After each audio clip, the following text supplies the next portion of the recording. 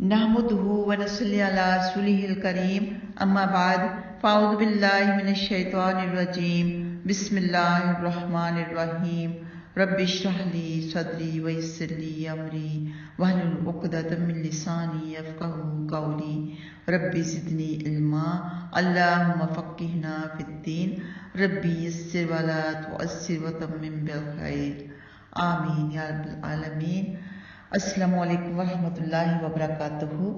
आज हम अल्लाह सुब्हानहू व तआला की दी हुई तौफीक के साथ, अल्लाह सुब्हानहू व तआला के फजल व करम के साथ पारा नंबर 9 शुरू कर रहे हैं। अल्लाह सुब्हानहू व तआला इसमें आसानी फरमाए और हमें सही तरह पढ़ने की, समझने की, सुनने की तौफीक अता फरमाए। आमीन। गौर व फिक्र करने की तौफीक अता फरमाए। आइए शुरू करते हैं। अल्लाह सुब्हानहू व तआला ने फरमाया क़ालल्लज़ीना इस्तकबरू मिन क़ौमिही लनुख़रिजन्नका या शुऐब। कौम के मगरूर सरदारों ने कहा, हम आपको और आपके साथ वाले ईमान वालों को अपनी बस्ती से निकाल बाहर करेंगे। हज़रत शुऐब अलैहिस्सलाम से कहा, या फिर आपको हमारा मजहब इख्तियार करना पड़ेगा। फरमाया, अगरचे हम उसे बुरा जानते हों, अगर हम तुम्हारा मजहब फिर इख्तियार कर लें जबकि हक़ ताला ने हमें इससे निजात अता फरमा दी, तो हम अल्लाह सुब्हानहू व तआला पर झूठी तोहमत बांधने वालों में होंगे। हमें तुम्हारा मजहब इख्तियार करना लायक नहीं। हाँ, हमारा रब अल्लाह यही चाहे तो दूसरी बात है। हमारे रब का इल्म हर चीज को घेरे हुए है। हमारा अल्लाह ही पर भरोसा है। रब्बना फ़्तह बैनना व बैन कौमिना बिल हक़्क़ि व अंत खैरुल फ़ातिहीन। ए हमारे रब, हमारे और लोगों के दरमियान इंसाफ से फैसला फरमा, तो बेहतरीन फैसला फरमाने वाला है। और कौम के काफिर सरदारों ने कहा, देखो अगर तुम शुऐब की बात मान लोगे तो वाकया जबरदस्त नुकसान उठाओगे। आखिरकार उन्हें एक ज़लज़ला ने आ दबोचा और अपने घरों में ऊंधे पड़े के पड़े रह गए जिन्होंने शुऐब अलैहिस्सलाम को झुठलाया था। गोया वो उन घरों में कभी बसे ही न थे और उन्होंने जबरदस्त नुकसान उठाया। और हमने किसी बस्ती में जो नबी भेजा उसके रहने वालों को मोहताजी और बीमारी में जरूर पकड़ा ताकि वो गिड़गिड़ाएं। फिर हमने बदहाली खुशहाली से बदल दी, यहाँ तक कि उन्होंने खूब तरक्की की और कहने लगे कि हमारे बाप दादा को भी तकलीफ और राहत पेश आई थी। फिर हमने उन्हें अचानक पकड़ लिया। उन्हें खबर भी न थी कि ऐसा होगा। और अगर आबादियों के बाशिंदे ईमान ले आते और शिर्क से बचते तो हम उन पर आसमान और ज़मीन की बरकतें खोल देते, लेकिन उन्होंने अंबिया को झुठलाया। आखिर हमने उनकी कमाइयों की वजह से उन्हें पकड़ लिया। क्या दुनिया वाले इस बात से निडर हैं कि उन पर रात में सोते सोते हमारा अजाब आ जाए? दुनिया वाले इस बात से बेखौफ हैं कि उन पर दिन चढ़े खेलते खेलते हमारा अजाब आ जाए। ये अल्लाह की नागहानी पकड़ से बेफिक्र हैं। अल्लाह सुब्हानहू व तआला की पकड़ से शामत के मारे ही बेफिक्र होते हैं। यहाँ पर लोगों की एक आम गलती का बयान हुआ है कि दुनिया नेकी और ईमान से कुतराती है और दौलत ईमान से गिनती के आदमी फायदा उठाते हैं।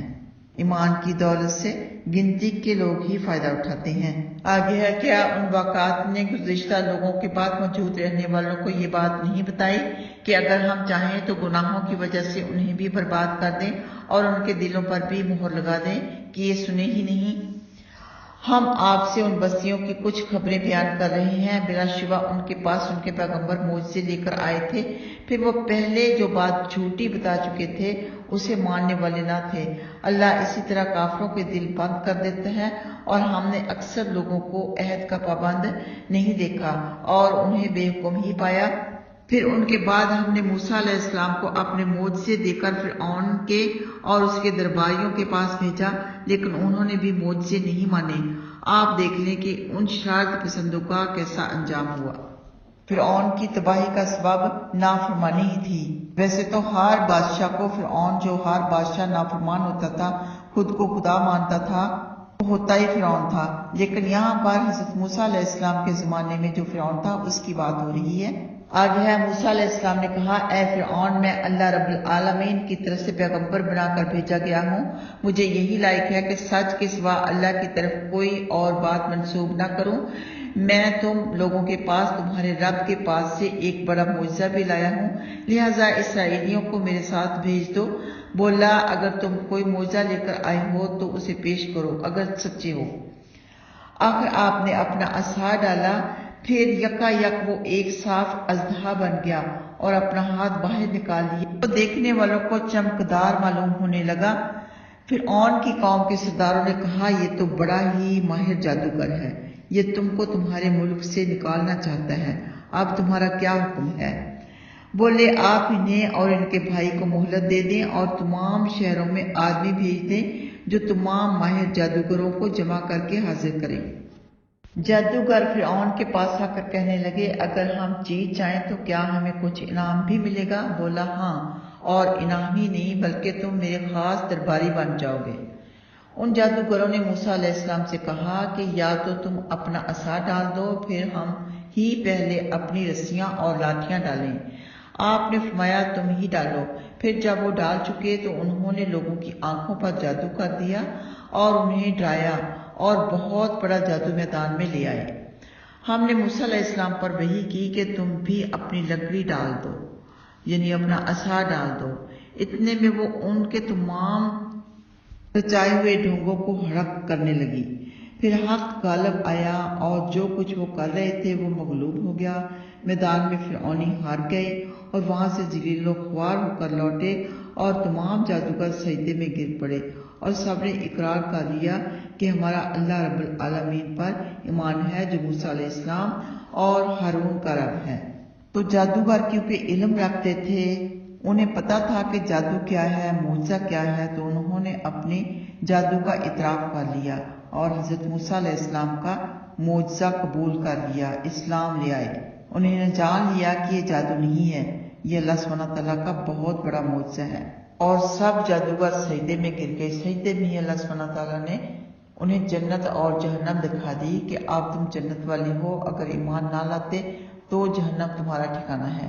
یہ ابن تفسیر میں ہے۔ آگے ہے فرعون بولا اچھا تو میری اجازت کے بغیر موسیٰ علیہ السلام پر ایمان لے آئے، واقعہ تم سب کی یہ ایک سازش ہے جس پر تم نے اس شہر میں عمل کیا ہے تاکہ تم یہاں کے باشندوں کو نکال باہر کرو، لہٰذا جلدی ہی تم کو اس کا نتیجہ معلوم ہوا جاتا ہے۔ میں تمہارے ہاتھ پاؤں الٹے سیدھے کاٹے بغیر نہ رہوں گا، یعنی اگر دایاں ہاتھ کاٹوں گا تو بایاں پاؤں بھی ساتھ میں کاٹوں گا، پھر تم سب کو سولی پر لٹکا دوں گا۔ وہ بولے ہمیں موت سے تو کیا ڈراتا ہے، ہم مر کر اپنے آقا ہی کے پاس جائیں گے جہاں راحت ہی راحت ہے۔ تو ہم سے یہی انتقام لینا چاہتا ہے کہ ہم اپنے رب کے احکام پر ایمان لے آئے جب وہ ہمارے پاس آ گئے۔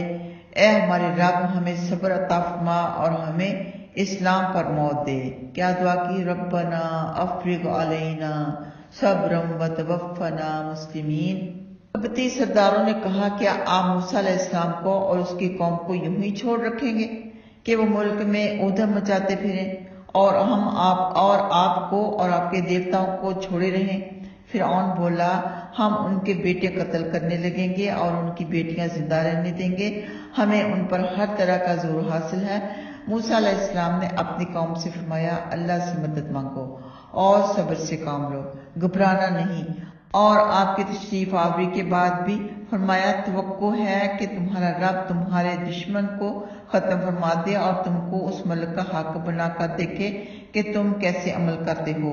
تو تکبر کے مقابلہ میں تحمل اور ظلم کے مقابلہ میں صبر کا حکم ہے۔ کوئی ظلم کرے تو صبر کرو، کسی کے تکبر پر تحمل سے کام لو، کیونکہ تکبر ہمیشہ باطل ہوتا ہے۔ آگے ہے اور ہم نے فرعونیوں کو قحط سالی میں اور پھلوں کی کمی میں مبتلا کر دیا تاکہ وہ نصیحت مان لیں، پھر جب ان پر خوشحالی آئی تو کہتے یہ تو ہمارا حق ہے، اور اگر انہیں کوئی بدحالی پیش آ جاتی تو اس سے موسیٰ علیہ السلام کی اور ان کے ساتھیوں کی نحوست قرار دیتے۔ کان کھول کر سن لو، ان کی نحوست کی وجہ اللہ سبحانہ تعالیٰ کے علم میں ہے لیکن اکثر لوگ جانتے نہیں، یعنی کفار کی نحوست کی وجہ اللہ سبحانہ تعالیٰ کے علم میں ہے، جن کی وجہ سے وہ مصیبت میں مبتلا ہوئے آگے ہے انہوں نے کہا تم جو بھی عجیب بات ہمارے پاس لاؤ گے کہ اس سے ہم پر جادو کرو تو پھر بھی ہم تم پر ایمان لانے والے نہیں۔ پھر ہم نے ان پر طوفان، ٹڈیاں، جوئیں، مینڈکیں اور خون بھیجا جو کھلے کھلے معجزے تھے، لیکن انہوں نے غرور ہی کیا کہ یہ لوگ تھے ہی مجرم۔ جب ان پر کوئی عذاب آتا تو کہتے کہ اے موسیٰ آپ ہمارے لیے اپنے رب سے اس کی دعا کریں جس کا اس نے آپ سے وعدہ کر لیا ہے۔ اگر آپ ہم سے یہ عذاب ہٹا دیں تو ہم یقیناً آپ پر ایمان لائیں گے اور آپ کے ساتھ اسرائیلیوں کو کر دیں گے، یعنی بھیج دیں گے۔ پھر جب ہم ان سے ایک مقررہ وقت تک جس تک انہیں پہنچنا تھا عذاب ہٹا دیتے تو وہ جھٹ سے بد عہدی کرنے لگتے۔ پھر ہم نے ان سے انتقام لیا اور انہیں دریا میں ڈبو دیا، کیونکہ وہ ہماری آیتیں جھٹلاتے تھے اور ان کی طرف توجہ ہی نہیں کرتے تھے۔ اور ہم نے آپ کو جو کمزور سمجھے جاتے تھے اس سرزمین کے مشرق و مغرب کا مالک بنا دیا، جس میں ہم نے برکت اور ودیعت فرمائی، اور آپ کے رب کا سچا وعدہ اسرائیلیوں پر ان کے صبر کی وجہ سے پورا ہو گیا، اور ہم نے ان چیزوں کو جو فرعون اور فرعونی بنایا کرتے تھے اور ان کی اونچی نیچی عمارتوں کو تباہ کر دیا۔ ہم نے اسرائیلیوں کو دریا سے پار کر دیا، پھر یہ ایک قوم سے گزرے جو اپنے بتوں سے لگے بیٹھے تھے۔ اسرائیلی بولے موسیٰ ان کے معبودوں کی طرح ہمارے لیے بھی کوئی معبود مقرر کر دیجئے۔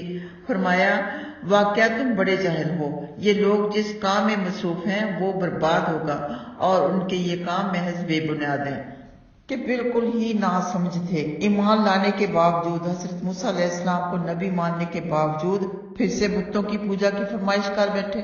کیا فرمانے لگے حضرت موسیٰ علیہ السلام؟ فرمایا کیا میں اللہ کو چھوڑ کر تمہارے لیے کوئی اور معبود ڈھونڈ لاؤں، حالانکہ اس نے تم کو تمام دنیا والوں پر برتری دی۔ یاد کرو جب ہم نے تم کو فرعونیوں سے بچا لیا جو تم کو انتہائی سخت تکلیفیں پہنچایا کرتے تھے، تمہارے بیٹوں کو مار ڈالا کرتے تھے اور تمہاری بیٹیوں کو اپنی بگاڑ کے لیے زندہ رہنے دیتے تھے، اور اس میں تمہارے رب کی طرف سے تمہاری زبردست آزمائش تھی۔ اور ہم نے موسیٰ علیہ السلام سے 30 راتوں کا وعدہ کیا اور دیگر 10 راتوں کو ان کا تکملہ بنایا، یعنی کہ بڑھا دیا، یعنی 40 راتوں کا وعدہ لیا، اس لیے آپ کے رب کا وقت پورا 40 راتوں کا ہو گیا۔ اور موسیٰ علیہ السلام نے اپنے بھائی ہارون علیہ السلام سے فرمایا تھا کہ تم میرے بعد لوگوں کا انتظام کرنا اور ہر کام ٹھیک رکھنا اور شریروں کی راہ اختیار نہ کرنا، نصیحت کر کے گئے تھے بھائی کو۔ اور جب موسیٰ علیہ السلام ہمارے مقررہ وقت پر آ گئے اور ان سے ہم نے کلام فرمایا تو درخواست کی اے رب مجھے اپنا دیدار نصیب فرما کہ میں تجھ کو ایک نظر دیکھ لوں۔ فرمایا تم مجھے ہرگز نہیں دیکھ سکتے، یعنی دیکھنے کی طاقت نہیں رکھ سکتے، البتہ اس پہاڑ کی طرف دیکھتے رہو، اگر یہ اپنی جگہ پر قائم رہا تو تم بھی مجھے دیکھ سکو گے۔ پھر جب آپ کے رب نے تجلی فرمائی تو پہاڑ کو ریزہ ریزہ کر دیا اور موسیٰ علیہ السلام بے ہوش ہو کر گر پڑے۔ پھر جب آپ کو ہوش آیا تو بولے اے اللہ تو پاک و برتر ہے، میں تجھ سے معذرت چاہتا ہوں، معافی مانگتا ہوں، اور میں اس پر سب سے پہلے یقین رکھتا ہوں۔ تو ہوا یوں کہ جب موسیٰ علیہ السلام مقررہ وقت پر طور پر پہنچے اور آپ کو رب سے شرف ہم کلامی نصیب ہوا تو آپ کے دل میں دیدار کے جذبے نے کروٹ لی۔ آپ نے دعا کی کہ اے مالک مجھے اپنا دیدار نصیب فرما کہ میں ایک نگاہ بھر کر تجھے دیکھ لوں۔ جواب ملا کہ تمہاری آنکھیں میرے دیدار کی تاب نہیں لائیں گی، یعنی اللہ کی تجلی بہت بہت زیادہ ہے کہ انسان کوئی بھی دیکھ لے تو بے ہوش ہو جائے۔ اس لیے اللہ سبحانہ تعالیٰ نے اپنے آپ کو سب سے مخفی رکھا، کوئی تاب نہیں لا سکتا۔ حضرت موسیٰ علیہ السلام بے ہوش ہو گئے۔ جب کسی سے محبت ہوتی ہے تو دل چاہتا ہے کہ اسے دیکھیں وہ کیسا ہے۔ حضرت موسیٰ علیہ السلام کی بے حد محبت، بے انتہا محبت نے اللہ سبحانہ تعالیٰ کے دیدار کی خواہش ظاہر کی۔ آگے فرمایا اے موسیٰ میں نے تم کو اپنی پیغمبری اور ہم کلامی سے لوگوں پر فضیلت دی ہے، لہٰذا جو کچھ میں تمہیں دے رہا ہوں لے لو اور شکریہ ادا کرو اور ہم نے چند تختیوں پر ان کو ہر طرح کی نصیحت اور ہر چیز کی تفصیل لکھ کر دی، لہٰذا ان احکامات پر خود بھی کوشش سے عمل کرو اور اپنی قوم کو بھی حکم دو کہ وہ ان کے اچھے احکام پر عمل کرے۔ میں تمہیں جلدی ہی نافرمانوں کے گھر دکھانے والا ہوں۔ تو جو اللہ سبحانہ تعالیٰ نے ڈائریکٹ کلام کیا وہ صرف اور صرف حضرت موسیٰ علیہ السلام سے کیا، کسی اور نبی سے نہیں کیا گیا، اس لیے حضرت موسیٰ علیہ السلام کا لقب جو ہے وہ ہے کلیم اللہ۔ آگے اللہ سبحانہ تعالیٰ نے فرمایا، میں ان لوگوں کو اپنے احکام سے پھرا ہوا ہی رکھوں گا جو حق دنیا میں تکبر کرتے ہیں، اور اگر یہ تمام نشانیاں دیکھ لیں پھر بھی ان پر ایمان نہ لائیں، اور اگر ہدایت کی راہ دیکھ لیں تو اس کو اپنا طریقہ نہ بنائیں، اور اگر گمراہی کی راہ دیکھ لیں تو اسے اپنا طریقہ بنا لیں۔ یہ اس وجہ سے ہے کہ انہوں نے ہماری آیتیں جھٹلائیں اور ان سے بے خبر رہے، اور جن لوگوں نے ہماری آیتیں اور قیامت جھٹلائی، آیتوں کو اور قیامت کو جھوٹا بتایا، ان کے سارے عمل غارت ہوئے اور انہیں ان کے عملوں ہی کی سزا دی جائے گی۔ موسیٰ کے بعد ان کی قوم نے زیورات کا ایک بچڑا بنا لیا جو ایک مجسمہ تھا جس سے آواز نکلتی تھی۔ کیا انہوں نے یہ نہیں دیکھا کہ وہ ان سے گفتگو تک نہیں کرتا تھا اور نہ انہیں سیدھی راہ بتاتا تھا؟ انہوں نے اسے معبود بنا لیا اور یہ ظالم تھے۔ اور جب وہ پیشمان ہوئے اور انہیں یہ پتہ چلا کہ واقعہ ہم گمراہی میں مبتلا ہیں تو کہنے لگے، اگر ہم پر ہمارا رب رحم نہ فرمائے اور ہمیں معاف نہ کرے تو ہم یقیناً سخت نقصان میں مبتلا ہو جائیں گے۔ اور جب موسیٰ علیہ السلام اپنی قوم میں غصہ اور رنج میں بھرے ہوئے واپس آئے تو فرمانے لگے کہ تم نے میرے بعد یہ بڑی ناشائستہ حرکت کی، کیا تم نے اپنے رب کے حکم سے بیشتر ہی پہلے ہی جلد بازی کر لی؟ اور آپ نے جلدی سے تختیوں کو رکھا اور اپنے بھائی کے سر کے بال کو پکڑ کر اپنی طرف گھسیٹنے لگے۔ انہوں نے کہا، بھائی جان، قوم نے مجھے بے وقت سمجھا اور مجھے مار ڈالنے کے دلبے ہو گئے، لہٰذا آپ مجھ پر دشمنوں کو نہ ہنسائیں اور مجھے ان ظالموں میں شمار نہ فرمائیں۔ فرمایا، اے میرے رب، میری اور میرے بھائی کی خطائیں معاف فرما اور ہمیں اپنی رحمت میں داخل فرما، واقعہ تو سب سے زیادہ مہربان ہے۔ تو قوم کی بت پرستی پر حضرت موسیٰ علیہ السلام بہت زیادہ غمزدہ ہوئے، بہت زیادہ غصے میں آئے۔ وہ حضرت موسیٰ علیہ السلام کے جانے کے بعد بہت زیادہ نافرمان ہو گئے تھے۔ حضرت ہارون علیہ السلام کی کوئی بات سننے پر آمادہ نہیں تھے، انہیں قتل کرنے کا ارادہ کرنے لگے تھے۔ وہ بہت ہی بے بس اور مجبور تھے، اس لیے کچھ نہ کر سکے۔ آگے ہے، جنہوں نے بچڑے کی پرستش کی ہے، یقیناً جلدی ہی ان پر ان کے رب کا غضب ٹوٹے گا اور انہیں اس دنوی زندگی ہی میں ذلت اٹھانی پڑے گی۔ ہم بہتان باندھنے والوں کو ایسی سزا دیتے ہیں، اور جنہوں نے گناہ کیے پھر ان کے بعد توبہ کر لی اور ایمان لے آئے تو یاد رکھو تمہارا رب توبہ کے بعد معاف کر دینے والا اور نہایت ہی مہربان ہے۔ اور جب موسیٰ علیہ السلام کا غصہ ٹھنڈا ہوا تو آپ نے تختیاں اٹھا لیں اور ان میں ان کے لیے جو اپنے رب سے ڈرتے رہے ہدایت و رحمت تھی۔ موسیٰ علیہ السلام نے اپنی قوم کے 70 آدمی ہمارے مقررہ وقت پر لانے کے لیے چن لیے تھے۔ پھر جب انہیں زلزلے نے آ پہنچا تو موسیٰ علیہ السلام بولے، اے رب، اگر تو چاہتا تو اس سے پہلے ہی انہیں مجھے ہلاک کر دیتا۔ موسیٰ علیہ السلام نے اپنی قوم کے 70 آدمی ہمارے مقررہ وقت پر لانے کے لیے چن لیے تھے۔ پھر جب انہیں زلزلے نے آ پہنچا تو موسیٰ علیہ السلام بولے، اے رب، اگر تو چاہتا تو اس سے پہلے ہی انہیں اور مجھے ہلاک کر دیتا۔ کیا تو ہماری چند بیوقوفوں کی حرکتوں پر ہم سب کو ہلاک کر دے گا؟ یہ تیری طرف سے صرف ایک آزمائش ہے، اس آزمائش سے جسے تو چاہے گمراہی میں ڈال دے اور جسے چاہے راہ پر لے آئے۔ تو ہی ہمارا نگران ہے، لہٰذا ہم پر مغفرت و رحمت فرما، اور تو بہترین معاف کرنے والا ہے، اور ہمارے لیے اس دنیا میں بھی سعادت لکھ دے اور آخرت میں بھی ہم نے تیری طرف رجوع کر لیا۔ فرمایا، میں عذاب تو اسی پر بھیجتا ہوں۔ اللہ سبحانہ تعالیٰ نے فرمایا، میں عذاب تو اسی پر بھیجتا ہوں جس پر چاہتا ہوں، اور میری رحمت نے ہر چیز گھیر لی ہے، اس لیے میں اپنی رحمت ان لوگوں کے لیے ضروری ہی لکھ دوں گا جو ڈرتے ہیں اور زکوٰۃ نکالتے ہیں اور ہماری آیتوں پر ایمان لاتے ہیں۔ تو بنی اسرائیل میں سے کچھ لوگ حضرت موسیٰ علیہ السلام پر ایمان نہیں لاتے تھے۔ ان کی بھی یہی شرط تھی کہ جب تک ہم اللہ تعالیٰ کو نہ دیکھ لیں ہم ایمان نہیں لائیں گے۔ تو حضرت موسیٰ علیہ السلام نے ان کے جو بڑے بڑے سردار تھے ان میں سے 70 آدمی چنے۔ زیادہ تفصیل انشاءاللہ آگے آئے گی۔ آگے ہے جو ایک نبی امی کی پیروی کرتے ہیں جس کو اپنے پاس تورات اور انجیل میں لکھا ہوا پاتے ہیں، جو انہیں حکم فرماتا ہے اور بری باتوں سے روک دیتا ہے اور ستھری چیزوں کو ان کے لیے حلال بتاتا ہے اور گندی چیزوں کو ان پر حرام بتاتا ہے اور ان پر جو بوجھ اور توق تھے انہیں ہٹاتا ہے۔ لہٰذا جو اس نبی پر ایمان لاتے ہیں اور ان کی حمایت کرتے ہیں اور اس کی مدد کرتے ہیں اور اس نور کے پیروکار ہیں جو اس پر اتارا گیا ہے، وہی پورے کامیاب ہیں۔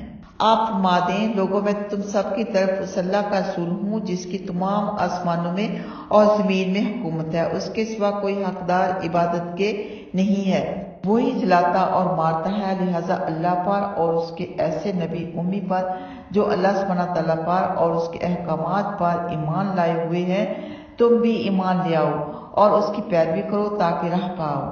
اور موسیٰ کی قوم میں ایک ایسی جماعت بھی ہے جو حق کے مطابق ہدایت دیتی ہے اور اسی کے مطابق انصاف بھی کرتی ہے، اور ہم نے انہیں 12 خاندانوں میں بانٹ کر سب کی جداگانہ جماعتیں مقرر کر دیں۔ اور جب موسیٰ علیہ السلام کی قوم نے ان سے پانی مانگا تو ہم نے ان پر وحی کی کہ اپنا عصا اس پتھر پر مارو، پھر اس سے 12 چشمے پھوٹ پڑے، ہر خاندان کو اپنا گھاٹ معلوم ہو گیا، اور ہم نے ان پر ابر سے سایہ کیا، یعنی بادلوں کا سایہ کیا، اور ان پر من و سلوہ اتارا اور ان سے کہا کہ ہماری دی ہوئی ستھری چیزوں میں سے کھاؤ پیو۔ انہوں نے ہمارا کچھ نہیں بگاڑا بلکہ اپنے اوپر ہی ظلم کرتے رہے۔ اور جب ان سے کہا گیا کہ اس بستی میں آباد ہو جاؤ اور یہاں جہاں سے جی چاہو کھاؤ پیو اور زبان سے حتیٰ کہتے رہو کہ یا اللہ ہمارے گناہ معاف فرما دے، اور دروازے میں سجدہ کرتے ہوئے داخل ہو، ہم تمہارے گناہ معاف کر دیں گے اور مخلصوں کو ہم اور زیادہ دیتے ہیں۔ پھر ان میں سے ظالموں نے جو بات ان سے کہی گئی تھی اس سے ایک اور بات بدل ڈالی۔ آخرکار ہم نے ان کے ظلم کی وجہ سے ان پر آسمان سے عذاب بھیج دیا۔ اور آپ ان سے اس بستی کے بارے میں پوچھ لیں جو ساحل سمندر پر آباد تھی، جبکہ یہ ایک ہفتہ کے بارے میں حد سے آگے بڑھے جا رہے تھے، جبکہ ہفتہ کے دن مچھلیاں ان کے سامنے ظاہر ہو کر آتی تھیں اور غیر ہفتہ کے دن نہیں آتی تھیں۔ ہم ان کی بے حکمی کی وجہ سے ان کی اسی طرح آزمائش کرتے رہے، تو ان پر ہفتہ والے دن مچھلیوں کا شکار منع کیا گیا تھا۔ ان کی یہ آزمائش تھی کہ کون اللہ کا حکم مانتا ہے کون نہیں مانتا، تو انہوں نے وہاں پر ہیلا سازی کی، وہاں پر کارنر میں ایک کھڑا کھود لیا کہ مچھلیاں وہاں پہ ہفتہ والے دن جو جمع ہو جاتی وہ ہفتہ کے علاوہ والے دن وہاں سے لے لیتے، ہیلا سازی کرتے۔ آگے ہے وہ وقت یاد کرو جب ان میں سے ایک گروہ نے یوں کہا کہ تم ایسی قوم کو کیوں نصیحت کرتے ہو جسے اللہ سبحانہ تعالیٰ تباہ کرنے والا ہے یا سخت سزا دینے والا ہے۔ تو انہوں نے جواب دیا کہ تمہارے رب کے آگے عذر کے لیے اور تاکہ وہ ڈر جائیں۔ پھر جب وہ باتیں بھول گئے جن کی انہیں نصیحت کی گئی تھی تو ہم نے ان کو بچا لیا جو بری باتوں سے روکا کرتے تھے، اور ہم نے حکم کی خلاف ورزی کرنے کی وجہ سے ظالموں کو سخت عذاب میں پکڑ لیا۔ پھر جب انہوں نے ان کاموں میں سرکشی کی جن سے روکے گئے تھے تو ہم نے ان سے کہہ دیا کہ تم ذلیل بندر بن جاؤ ان کی سرکشی کی وجہ سے۔ اس کے علاوہ بھی اور بہت سی نافرمانیوں کی وجہ سے انہیں ذلیل بندر بنا دیا، اور جو امر بالمعروف کا کام کر رہے تھے جب ان کی ایک نہ سنی گئی تو وہ الگ بستیوں میں آباد ہو گئے تھے، تو ان کو بچا لیا گیا۔ تو اس بستی میں 3 قسم کے لوگ تھے۔ اس بستی کے باشندے جو تھے وہ 3 قسم کے تھے۔ کچھ تو ایسے تھے کہ ہیلا تراش کر مچھلی کا شکار کرنے والے تھے، جیسا کہ سورہ بقرہ میں بھی گزر چکا ہے، اور کچھ ہیلا سازی سے منع کرنے والے تھے اور ان سے بیزار تھے، اور ایک جماعت خاموش تھی۔ 3 جماعتیں تھیں کہ نہ تو وہ جماعت شکار کرتی تھی اور نہ شکار کرنے والوں کو روکتی تھی، مگر یہ اس جماعت سے جو شکار کرنے والی جماعت کو روکتی تھی کہا کرتے تھے کہ جسے اللہ سبحانہ تعالیٰ ہلاک کرنے والا یا اپنے سخت عذاب میں مبتلا کرنے والا ہے، تم انہیں کیوں روکتے ہو؟ جب تم کو معلوم ہے کہ یہ قوم ہلاکت کی حقدار ہے تو پھر تمہارا روکنا ہی بے سود ہے۔ وہ یہ جواب دے دیتے تھے کہ ہم اپنا فرض ادا کرتے ہیں تاکہ اللہ کے ہاں معذور سمجھے جائیں، کیونکہ ہمارا فرض ہے کہ ہم لوگوں کو نیکیوں کی رغبت اور برائیوں سے نفرت دلائیں۔ تو جو گناہوں سے روکنے والے تھے وہ عذاب سے محفوظ رہے، جو گناہوں سے نہ روکنے والے تھے وہ بھی عذاب میں مبتلا ہو گئے۔ آگے ہے، یاد رکھو جب آپ کے رب نے یہ بات بتا دی کہ وہ یہودیوں پر قیامت تک کسی نہ کسی ایسے شخص کو ضرور مسلط رکھے گا جو انہیں بدترین سزائیں پہنچاتا رہے گا، واقعہ آپ کا رب جلدی سزا دینے والا ہے اور وہ واقعہ بڑی بھاری مغفرت اور رحمت والا بھی ہے۔ ہم نے انہیں دنیا میں مختلف جماعتوں میں ٹکڑے ٹکڑے کر دیا، کچھ ان میں سے نیک بھی ہیں اور کچھ دوسری قسم کے ہیں، اور ہم نے انہیں خوشحالیوں اور بدحالیوں سے آزمایا تاکہ وہ گناہوں سے باز آ جائے۔ پھر ان کی جگہ ان کے ایسے جانشین ہوئے جنہوں نے ان سے کتاب سیکھی اور جو اس دنیا ناپائیدار کا حقیر سا سامان لے لیتے ہیں اور کہتے ہیں کہ ہماری بخشش ہو جائے گی، حالانکہ اگر ان کے پاس اسی جیسا اور سامان آنے لگے تو اسے بھی لے لیں گے۔ کیا ان سے اس کتاب میں اس بات کا عہد نہیں لے لیا گیا تھا کہ رب کی طرف حق بات کی سوا کسی اور بات کی نسبت نہ کریں، اور کتاب میں جو کچھ ہے اسے انہوں نے پڑھ بھی لیا ہے، اور پرہیزگاروں کے لیے آخرت کا گھر بہتر ہے۔ پھر کیا اے یہودیوں تم سمجھتے نہیں؟ اور جو یہ کتاب پکڑے ہوئے ہیں اور نمازوں کے پابند ہیں تو ہم اصلاح کرنے والوں کے ثواب کو رائیگاں نہیں جانے دیں گے۔ یاد رکھو جب ہم نے ان پر پہاڑ چھت کی طرح اٹھا لیا تھا اور انہیں یقین ہو گیا تھا کہ اب ان پر گرا، ہم نے کہا ہم نے تمہیں جو کتاب دی ہے اسے مضبوطی سے تھام لو اور اس کے احکامات یاد رکھو تاکہ متقی بن جاؤ۔ انہیں ڈرانے کے لیے ان پر پہاڑ اٹھا دیا، اس وقت تو ڈر گئے، توبہ کر لی، لیکن فوراً بعد میں پھر سے بدل گئے۔ تو طور کو فرشتے اٹھا کر لے آئے، طور کا جو پہاڑ تھا اسے فرشتے اٹھا کر لے آئے تھے۔ جب موسیٰ علیہ السلام کا غصہ ٹھنڈا ہو گیا اور آپ نے تختیاں اٹھا لیں اور اسرائیلیوں کو سرزمین مقدس کی طرف لے کر روانہ ہو گئے تو آپ نے اللہ سبحانہ تعالیٰ کے احکام پیش کیے، انہیں یہ احکام دشوار معلوم ہوئے اور ماننے سے انکار کر دیا۔ پھر اللہ کے حکم سے فرشتے طور کو اٹھا کر لے آئے اور ان کے سروں پر لا کر معلق کر دیا۔ آپ نے ان سے فرمایا کہ یہ اللہ کی کتاب ہے، کیا تم اس کے احکام قبول کرو گے یا اس میں حلال و حرام کی اور امر و نہی کی تفصیل ہے؟ بولے اس کے احکام ہمیں سمجھا دیجیے، اگر آسان ہوئے تو مان لیں گے۔ فرمایا سنے بغیر ہی مان لو۔ بولے نہیں۔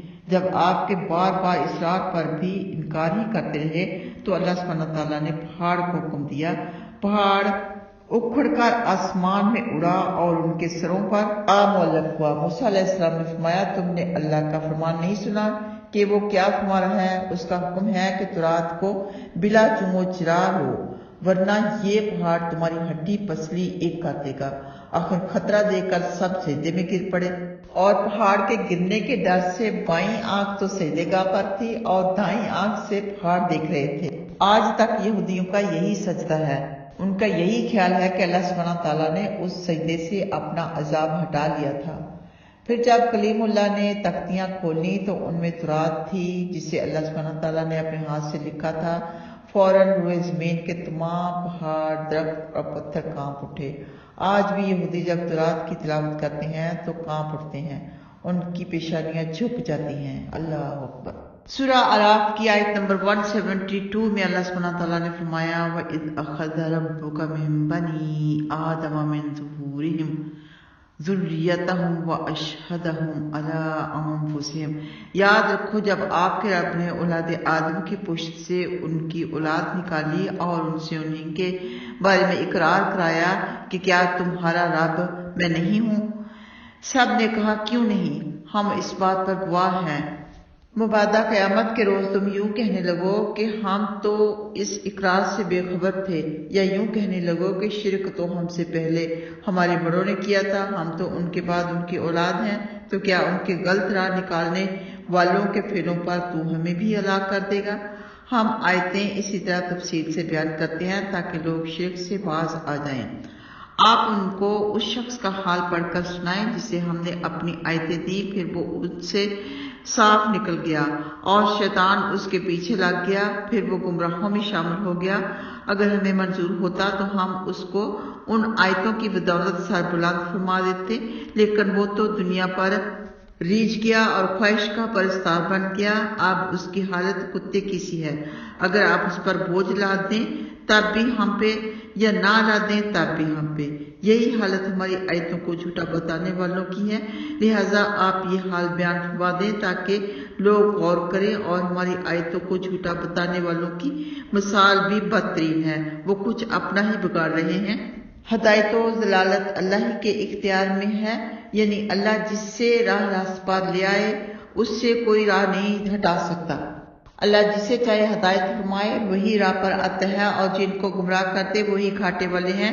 यकीनन हमने बहुत से जिन और इंस जहन्नम के लिए पैदा किए, जिनके दिल हैं मगर समझते नहीं, आंखें हैं मगर देखते नहीं, और कान हैं मगर सुनते नहीं। यही लोग जानवरों की तरह हैं, बल्कि गुमराही में उनसे भी गए गुजरे हैं, और यही गाफिल हैं। और अल्लाह ही के अच्छे अच्छे नाम हैं, लिहाजा उन नामों से अल्लाह ही से दुआएं मांगो और उनको छोड़ दो जो उसके नामों में टेढ़ापन बरतते हैं। इन्हें उनके अमलों की जरूर सजा मिलेगी। हमारे बंदों में से एक ग्रोह वो भी है जो सच्चे दीन की रहनुमाई करता है और उसी से अदलो इंसाफ करता है। हम अपने अहकाम झुठलाने वालों को तदरीजा पकड़ेंगे जहां से वो जानते तक न होंगे। मैंने उन्हें मोहलत दे रखी है, वाकया मेरी तदबीर बड़ी मुस्तहकम है। क्या उन्होंने गौर नहीं किया कि जिनसे उन्हें साबका है उन्हें दीवान की नहीं, वो तो एक साफ साफ जगा देने वाले हैं। क्या उन्होंने आसमान और जमीन की कायनात में और अल्लाह की पैदाइश के पैदा की हुई मखलूक में और उसमें गौर नहीं किया कि मुमकिन है उनकी उजल ही नजदीक आ लगी हो। फिर ये कुरान के बाद कौन सी बात मानेंगे जिसे अल्लाह सुब्हानहू तआला गुमराह कर दे, कोई राह पर नहीं ला सकता। अल्लाह उन्हें उनकी सरकशी में बहकते हुए छोड़ देता है। लोग आपसे क़यामत के बारे में पूछते हैं कि वो कब आएगी। आप जवाब दें कि उसका इल्म मेरे रब ही के पास है। क़यामत वक़्त पर अल्लाह ही ज़ाहिर फरमाएगा। क़यामत आसमान और ज़मीन का एक ज़बरदस्त हादसा होगा और वो अचानक ही आएगी। ये आपसे इस तरह पूछ रहे हैं जैसे आप उसकी तहकीक कर चुके हों। आप फरमा दें कि उसका इल्म अल्लाह ही के पास है, लेकिन अक्सर लोग नहीं जानते।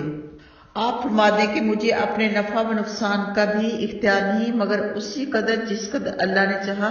अगर मैं गायब जानने वाला होता तो बड़े बड़े फायदे हासिल कर लिया करता और मुझे किसी किस्म का नुकसान नहीं पहुंचता। मैं तो महज ईमान वालों को अल्लाह के अजाब से बेदार करने वाला और सवाब की बिशारत देने वाला हूँ। तो यहाँ से पता चलता है हमें कि नबी पाक सल्लल्लाहु अलैहि वसल्लम को बस उतनी ही खबर थी, उतना ही गायब का इल्म था जितना कि अल्लाह सुब्हानहू तआला ने बता दिया। आगे है, उसी अल्लाह सुब्हानहू तआला ने एक शख्स से तुमको पैदा किया और उसी से उसका जोड़ा बनाया ताकि वो उससे मानूस हो जाए। फिर जब शौहर ने बीवी से सोबत की तो उसे हल्का सा हमल ठहर गया जिसे लेकर वो चलती फिरती रही। फिर जब वो बोझ वाली हो गई तो दोनों ने अपने मालिक यानी अल्लाह से दुआ मांगी कि अगर तू अल्लाह की दी हुई चीज में अल्लाह का शरीक बनाने लगे, अगर तूने हमें तंदुरुस्त औलाद अता फरमा दी तो हम तेरा बहुत बहुत शुक्रिया अदा करेंगे। फिर जब अल्लाह ने उन्हें तंदुरुस्त औलाद दे दी तो दोनों अल्लाह की दी हुई चीज में अल्लाह के शरीक बनाने लगे। सो अल्लाह उनके शिर्क से बुलंद है। पहले तो गिड़गिड़ाते हैं अल्लाह के पास कि या अल्लाह औलाद दे दे, हम बहुत ज्यादा शुक्रगुजार हो जाएंगे, लेकिन जब बच्चा पैदा हो जाता है तो फौरन बदल जाते हैं, वो इस शिर्क वाले काम फिर करने लगते हैं। आगे है, क्या ये मुशरिक ऐसों को शरीक बनाते हैं जो कोई चीज पैदा नहीं कर सके और वो खुद ही पैदा किए गए हों और वो उनकी किसी तरह की मदद नहीं कर सकते और न खुद अपनी ही मदद कर सकते हैं। और अगर तुम उन्हें कोई सही बात बताने के लिए बुलाओ तो तुम्हारी बात न माने। तुम्हारे इतबार से दोनों बातें बराबर हैं, खा तुम उन्हें बुलाओ या खामोश रहो, ये सुन ही नहीं सकते। देखो तुम अल्लाह को छोड़कर जिनकी बंदगी कर रहे हो वो तुम ही जैसे बंदे हैं। तुम उन्हें पुकारो तो उन्हें तुम्हारी बात का जवाब देना चाहिए अगर तुम सच्चे हो। क्या उनके पाँव हैं कि उनसे चलते हूँ, या उनके हाथ हैं कि उनसे पकड़ते हूँ, या उनकी आंखें हैं कि उनसे देखती हूँ, या उनके कान हैं कि उनसे सुनते हूँ। आप फरमा दें कि तुम अपने शरीकों को बुला लो, फिर मुझे नुकसान पहुंचाने की हर तदबीर करो और मुझे कुछ मोहलत न दो। यकीनन मेरा कारसाज अल्लाह है जिसने ये किताब उतारी, वही नेकियों के काम बनाता है। और तुम जो अल्लाह को छोड़कर जिन्नों को पुकारते हो तो जिन्न तुम्हारी मदद नहीं कर सकते और ना वो खुद अपनी मदद कर सकते हैं। और अगर तुम उन्हें कोई सही बात बताने के लिए पुकारो तो वो सुनकर बहरे हो जाते हैं اور آپ انہیں دیکھتے ہیں کہ وہ آپ کی طرف دیکھ رہے ہیں حالانکہ وہ کچھ بھی نہیں دیکھتے۔ درگزر کیجیے، نیکی کا حکم کرتے رہیے اور جاہلوں سے اپنا کنارہ کش رکھیے۔ اگر آپ کے دل میں شیطان کی طرف سے کوئی وسوسہ پیدا ہو تو اللہ کی پناہ مانگ لیجیے، واقعہ اللہ خوب سننے والا اور خوب جاننے والا ہے۔ کوئی بھی وسوسہ آئے یا غصہ آئے تو ضرور پڑھنا چاہیے اعوذ باللہ من الشیطان الرجیم۔ آگے ہے جو متقی ہیں جب انہیں کوئی شیطانی وسوسہ پیش آتا ہے تو فوراً ذکر الہی میں لگ جاتے ہیں اور یکا یک ان کی آنکھیں کھل جاتی ہیں اور شیطان اپنے چیلوں کو گمراہی میں گھسیٹتے چلے جاتے ہیں، پھر اس سے روکتے نہیں۔ اور جب آپ انہیں کوئی معجزہ نہیں دکھاتے تو یہ کہنے لگتے ہیں کہ آپ معجزہ کیوں نہیں دکھاتے؟ آپ فرما دیں میں تو اسی وحی کا پیروکار ہوں جو مجھ پر میرے رب کے پاس سے آتی ہے، اور یہ تمہارے رب کی طرف سے بہت سی دلیلیں ہیں اور ایمان والوں کے لیے ہدایت و رحمت ہے۔ اور جب قرآن پڑھا جائے تو اسے سنو اور خاموش رہو تاکہ تم پر رحم ہو۔ یہ قرآن پاک کا احترام ہے۔ اگر آپ نے آڈیو میں لگایا، ٹی وی پہ لگایا تو اسے غور سے سنو، بیچ میں آپ باتیں مت کرو۔ قرآن پاک کو توجہ سے سننے کی ضرورت ہے۔ جو کوئی سنے گا اس کے لیے نیکیاں لکھ دی جائیں گی، اور جو کوئی پڑھے گا نیکیاں تو اس کے لیے ہیں ہی، لیکن قیامت والے دن قرآن پاک اس کے لیے نور ثابت ہوگا اور قبر میں بھی نور ثابت ہوگا۔ آگے آپ اپنے دل میں اپنے رب کو عاجزی اور خوف سے کم آواز سے صبح و شام یاد کیا کریں اور بے خبروں میں شامل نہ ہوں۔ یقین مانو جو آپ کے رب کے پاس ہیں وہ بھی رب کی عبادت سے غرور نہیں کرتے اور اس کی پاکی بیان کرتے رہتے ہیں اور اسی کو سجدے کرتے رہتے ہیں، یعنی فرشتے۔ یہ سجدے والی آیت ہے، سجدے والی آیت کے اوپر آپ سجدہ کریں گی، لیکن یہ فرض نہیں ہے، مستحب ہے، مسنون ہے۔ ان الذین عند ربک لا یستکبرون عن عبادتہ ویسبحونہ ولہ یسجدون۔ اور اس آیت میں صبح شام کثرت سے ذکر کرنے کا حکم ہے، جو کہ ہم تسبیحات کرتے ہیں صبح شام، اور صبح شام کے اذکار کرتے ہیں فجر کی نماز کے بعد اور عصر کی نماز کے بعد۔ آگے سورہ انفال آ جاتی ہے۔ سورہ انفال مدنی صورت ہے، اس میں 75 آیات ہیں اور 10 رکوع ہیں۔ ترتیب کے لحاظ سے یہ 8ویں صورت ہے اور نزول کے لحاظ سے 88 نمبر 1 کی صورت ہے۔ بسم اللہ الرحمن الرحیم۔ میں شروع کرتی ہوں اللہ کے نام سے جو بڑا مہربان نہایت رحم والا ہے۔ یسألونک عن الانفال، لوگ آپ صلی اللہ علیہ وآلہ وسلم سے مال غنیمت کے بارے میں پوچھ رہے ہیں۔ انفال مال غنیمت کو کہتے ہیں، یعنی نفلی۔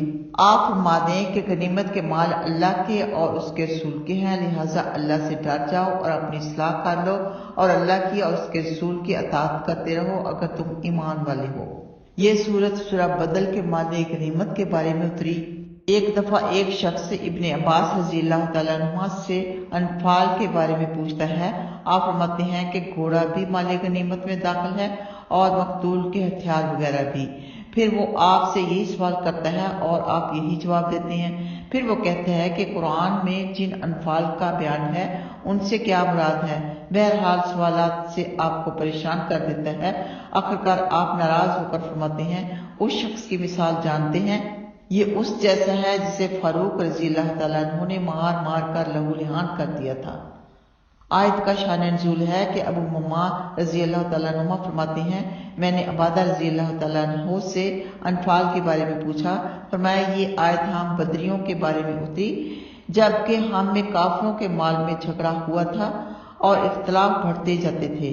اللہ نے اسے ہمارے ہاتھوں سے چھین کر رسول اللہ صلی اللہ علیہ وآلہ وسلم کو دے دیا اور آپ نے یہ مال ہم میں برابر برابر بانٹ دیا۔ عبادہ بن صامت رضی اللہ تعالیٰ عنہ فرماتے ہیں ہم رسول اللہ صلی اللہ علیہ وآلہ وسلم کے ساتھ جنگ بدر کے لیے روانہ ہوئے، میں بھی آپ کے ساتھ تھا، مقابلہ ہوا اور اللہ نے دشمن کو پسپا کیا۔ پھر ہم میں سے ایک جماعت نے تو دشمن کا تعاقب کیا تاکہ انہیں دور تک بھگا آئیں، اور ایک جماعت مال سمیٹنے میں لگ گئی، اور کچھ لوگ آپ کی حفاظت کے لیے آپ کے چاروں طرف کھڑے ہو گئے تاکہ آپ کو دشمن سے محفوظ رکھا جا سکے۔ پھر جب رات ہوئی اور سب جمع ہو گئے تو مال جمع کرنے والوں نے کہا چونکہ مال ہم نے جمع کیا ہے اس لیے مال ہمارا ہے، اس میں کسی اور کا حصہ نہیں۔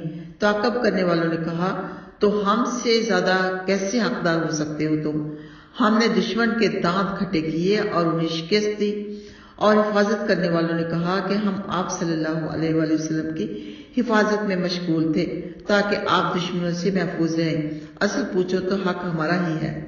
اس پر یہ آیت اتری، پھر تمام مال مسلمانوں میں بانٹ دیا۔ آپ چوتھائی مال بانٹتے اور لوٹتے وقت تہائی اور انفال کو مکروہ سمجھتے تھے۔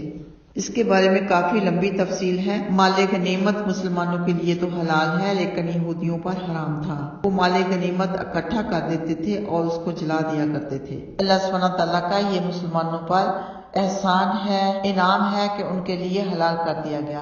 آگے ہے، ایمان والے تو وہی ہیں کہ جب اللہ کا ذکر کیا جائے تو ان کے دل سہم جائیں، اور جب ان کے سامنے ان کی آیتیں پڑھی جائیں تو وہ ان کا ایمان بڑھا دیں، اور وہ تو اپنے رب ہی پر بھروسہ رکھتے ہیں، جو نماز قائم رکھتے ہیں اور ہماری دی ہوئی روزی میں سے خرچ کرتے رہتے ہیں۔ یہی پکے سچے ایمان والے ہیں، انہی کے لیے ان کے رب کے ہاں بڑے بڑے درجے ہیں، بخشش ہے اور عزت والی روزی ہے۔ جس طرح آپ کے رب نے آپ کو حق کے وعدے کے ساتھ گھر سے نکالا، حالانکہ ایمان والوں کی ایک جماعت اچھا نہیں سمجھ رہی تھی، یہ آپ سے ایک سچی بات میں جو واضح ہو چکی ہے جھگڑ رہے ہیں، گویا آنکھوں دیکھی موت کی طرف گھسیٹے جا رہے ہیں۔ وہ وقت یاد کرو جب اللہ نے تم سے دو جماعتوں میں سے کسی ایک کا وعدہ فرما رہا تھا کہ بلا شبہ وہ تمہارے ہاتھ لگے گی، اور تم تمنا کر رہے تھے کہ تمہارے ہاتھ غیر مسلح جماعت لگے، اور اللہ چاہتا تھا کہ اپنے کلموں سے سچے دین کو ثابت کر دے اور کافروں کی جڑ کاٹ دے، تاکہ اللہ سچے دین کو سچا اور باطل دین کو باطل کر دکھائے، گو کافروں کو ناپسند ہی کیوں نہ ہو۔ جب تم اپنے رب سے فریاد کر رہے تھے، پھر اس نے تمہاری دعا قبول کی اور فرمایا کہ میں تمہاری مدد 1000 لگاتار فرشتوں سے کروں گا۔ اس سے تو رب نے تمہارے لیے ایک مزدہ ہی بنایا تھا کہ تمہارے دلوں کو سکون ہو جائے۔ مدد اللہ ہی کی طرف سے ہے، واقعہ اللہ بڑا غالب اور حکمت والا ہے۔ یہ جنگ بدر میں مدد ہوئی تھی۔ صحابہ کرام رضی اللہ تعالیٰ عنہم اجمعین 312 تھے اور مشرک تھے 1000۔ نبی پاک صلی اللہ علیہ وآلہ وسلم یہ دیکھ کر قبلہ رخ ہوئے۔ اس وقت آپ ایک تہبند بندھے ہوئے اور چادر اوڑے ہوئے تھے۔ آپ نے دعا مانگی کہ اے اللہ اپنا وعدہ پورا فرما، اے اللہ اگر مسلمانوں کی یہ چھوٹی سی جماعت پسپا ہو گئی تو پھر قیامت تک تیری توحید کا نام لیوا نہ کوئی رہے گا۔ آپ دیر تک گڑ گڑا کر رب سے دعا مانگتے رہے۔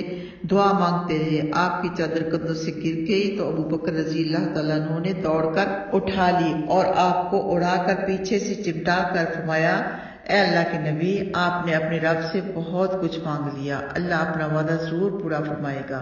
اس پر یہ آیت اتری اور مشرکوں کو پسپا کیا۔ بڑے بڑے 70 مشرک مارے گئے اور 70 ہی گرفتار ہوئے۔ یہ بھی بڑی لمبی تفصیل ہے۔ آگے فرمایا، جب وہ تمہیں اونٹ سے ڈھانک رہا تھا تاکہ تم کو اس کے پاس والا امن حاصل ہو، اور تم پر آسمان سے پانی اتار رہا تھا تاکہ اس سے تم کو پاک فرما دے اور تم سے شیطان کی گندگی دور کر دے اور تمہارے دل مضبوط کر دے اور اس طرح سے تمہارے قدم جما دے، جب آپ کا رب فرشتوں کو وحی کر رہا تھا کہ میں تمہارے ساتھ ہوں، تم مسلمانوں کے قدم جمائے رکھو، میں کافروں کے دلوں میں رعب ڈال دیتا ہوں، تم ان کی گردنیں اڑاؤ اور پور پر زبر مارو۔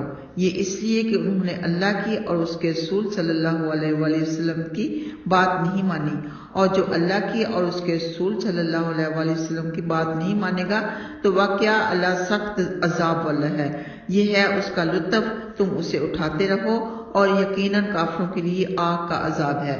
اے ایمان والو، جب تم کافروں سے دو بدو بھیڑ جاؤ تو خبردار ان سے پیٹھ نہ موڑو، اور اس دن جو بھی ان سے پیٹھ موڑے گا بجز ان کے جو لڑائی کے لیے چال رہے ہوں یا اپنے لشکر سے ملنا چاہ رہے ہوں تو وہ اللہ کا غضب لے کر واپس ہوگا، اور اس کا ٹھکانہ جہنم ہے جو بدترین ٹھکانہ ہے۔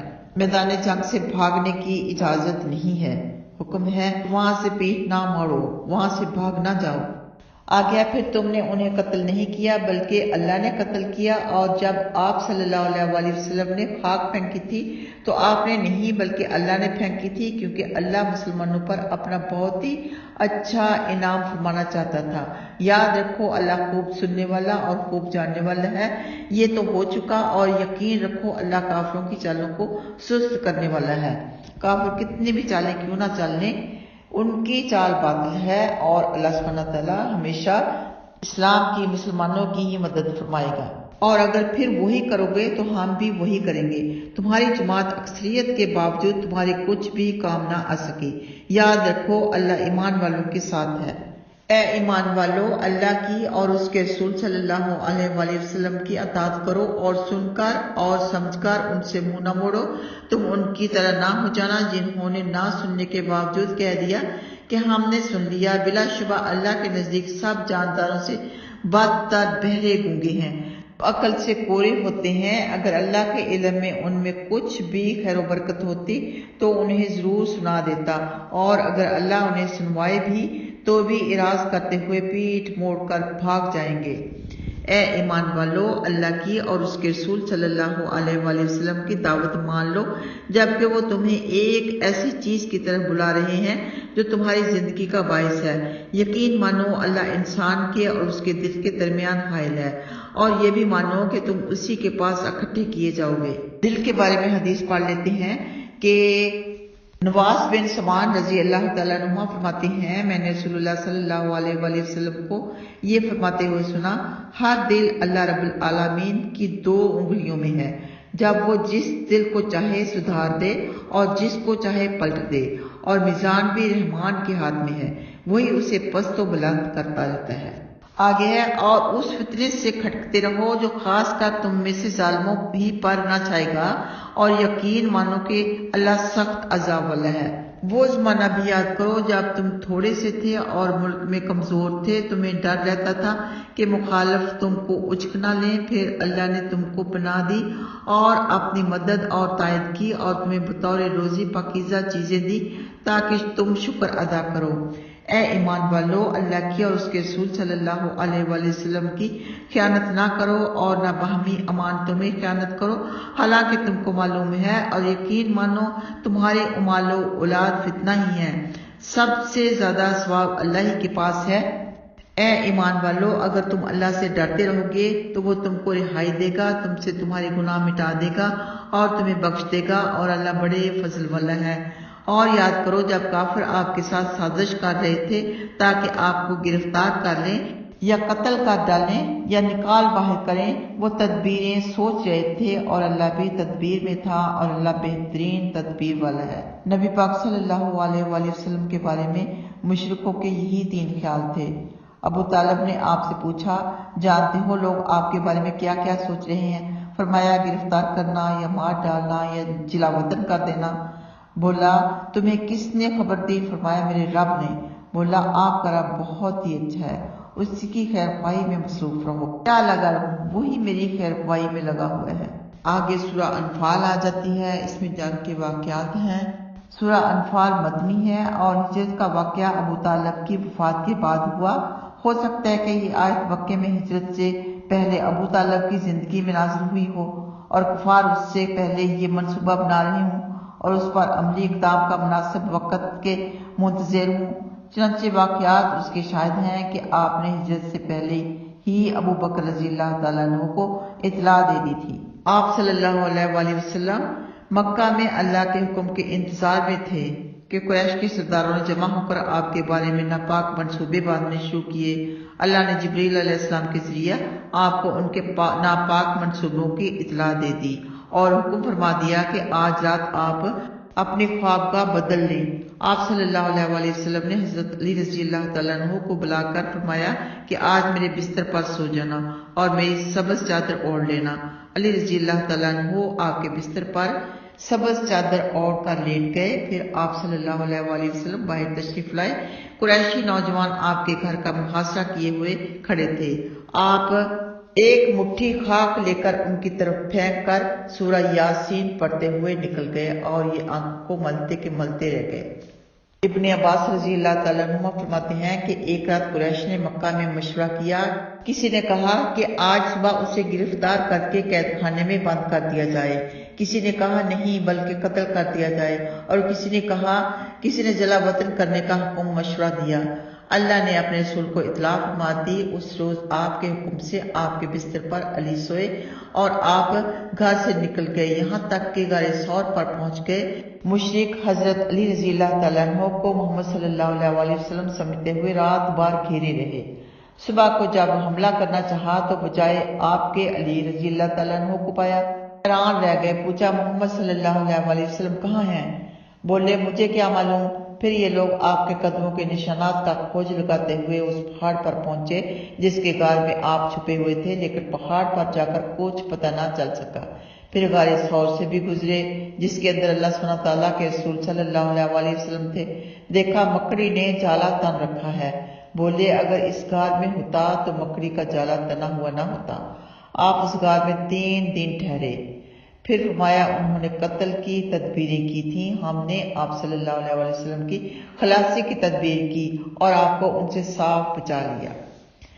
آگے ہے اور جب ان کے سامنے ہماری آیتیں پڑھی جاتی ہیں تو کہتے ہیں ہم نے سن لیا، اگر ہم بھی چاہیں تو ایسا کلام پیش کر دیں، یہ تو محض پہلوؤں کی کہانیاں ہیں۔ اور جب انہوں نے کہا اے اللہ اگر یہ دین تیری طرف سے سچا ہو تو ہم پر آسمان سے پتھر برسا یا ہمارے پاس کوئی اور دردناک عذاب لیا، اور اللہ ان پر عذاب بھیجنے والا نہیں جب تک آپ صلی اللہ علیہ وسلم ان میں موجود ہیں، اور نہ اللہ حالت استغفار میں عذاب بھیجنے والا ہے کہ وہاں پہ استغفار کرنے والا بھی ہیں اور نبی پاک صلی اللہ علیہ وسلم بھی ہیں، وہاں اللہ سبحانہ تعالیٰ عذاب ہرگز نہیں بھیجے گا۔ آگے ہے اور کیا ہے کہ اللہ ان پر عذاب نہ بھیجے حالانکہ یہ حرمت والی مسجد سے روک رہے ہیں جبکہ یہ اس کے اہل بھی نہیں، اس کے اہل تو پرہیزگار ہی ہیں، لیکن اکثر لوگ بے علم ہیں، اور بیت اللہ کے پاس ان کی نماز بجز سیٹیاں بجانے اور تالیاں پیٹنے کے اور کچھ بھی نہیں۔ اب تم اپنے کفر کی وجہ سے عذاب ہی چکتے رہو۔ بلا شبہ کافر اللہ کی راہ سے روکنے کے لیے اپنے مال خرچ کرتے ہیں، اچھا مال خرچ کر لیں پھر انہیں افسوس ہوگا، پھر وہ ہار بھی جائیں گے اور کافر جہنم ہی کی طرف جمع کیے جائیں گے تاکہ اللہ برے کو بھلے سے ہلاک کر دے اور برے کو برے پر رکھ کر اکٹھا کر کے جہنم میں جھونک دے، یہی نقصان اٹھانے والے ہیں۔ اے پیغمبر صلی اللہ علیہ وسلم آپ کافروں سے فرما دیں کہ اگر اب بھی وہ رک جائیں تو ان کے پہلے سارے گناہ معاف کر دیے جائیں گے، اور اگر اب بھی اپنی حالت پر قائم رہے تو ہمارا طریقہ پہلے کافروں کے بارے میں گزر چکا، اور ان سے جنگ کرتے ہوئے جب تک کہ فتنہ نہ رہے اور سارا دین اللہ ہی کا ہوگا، اللہ ہی کا ہو جائے۔ پھر اگر یہ باز نہ آئیں تو یاد رکھو اللہ ان کے عمل خوب دیکھ رہا ہے، اور اگر پھر جائیں تو یقین مانو اللہ تمہارا دوست ہے جو بہترین دوست اور بہترین مددگار ہے۔ یعنی آپ ان کافروں سے فرما دیں کہ اگر یہ اب بھی کفر شرک اور تکبر وغیرہ سے غرور سے باز آ کر فرما بردار بن جائیں اور اللہ کی طرف جھک جائیں تو ان کے تمام اگلے گناہ اور ہر طرح کا کفر و شرک معاف کر دیا جائے گا۔ کہ اگر وہ دین کی طرف آ جائیں ان اللہ مولاکم نعم المولا و نعم النصیر، اللہ تمہارا دوست ہے جو بہترین دوست اور بہترین مددگار ہے۔ الحمدللہ اللہ سبحانہ تعالیٰ کے فضل و کرم کے ساتھ ہمارا پارہ نمبر 9 مکمل ہوا۔ اللہ سبحانہ تعالیٰ غلطی کوتاہی معاف فرمائے، ہماری ٹوٹی پھوٹی کوشش کو قبول فرمائے، ہمیں صحیح طرح سمجھنے کی توفیق عطا فرمائے، عمل کی توفیق عطا فرمائے، آمین یا رب العالمین۔ انشاءاللہ تعالیٰ اس کے بعد پڑھیں گے پارہ نمبر 10۔ آپ اپنا خیال رکھیے، اللہ سبحانہ تعالیٰ آپ سب کو خوش رکھے، دنیا اور آخرت کی ہر کامیابی سے نوازے، آمین۔ السلام علیکم ورحمۃ اللہ وبرکاتہ۔